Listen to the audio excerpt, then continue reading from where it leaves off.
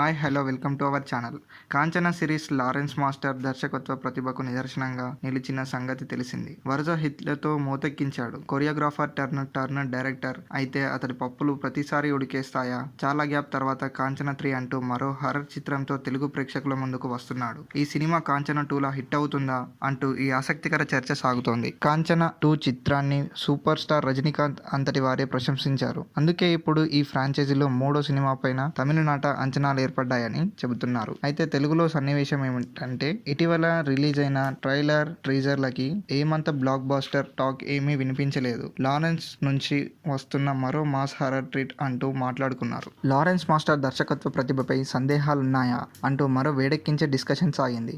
అందుకే కేవలం మాస్కి మాత్రమే కనెక్ట్ అయితే సరిపోదని భావించిన లారెన్స్ ఈ చిత్రంలో కంటతడి పెట్టించిన కొన్ని సన్నివేశాల్ని అద్భుతంగా తీశాడని, హర్రర్తో ఓవైపు భయపెడుతూనే సెంటిమెంట్ను రంగరించడం ద్వారా గ్రిప్ పెంచాడని చెబుతున్నారు. కాంచనా సిరీస్లో తొలి 2 సినిమాలతో పోలిస్తే హర్రర్, సెంటిమెంట్ మూడింతలు ఎక్కువేనని ఆ ముచ్చట్లలో వినిపించింది. కాంచనా 2లో నిత్యా మీనన్ ఎపిసోడ్ తరహా కంటతడి పెట్టించే, గుండెను మెలిపెట్టే సీన్లు ఉన్నాయట.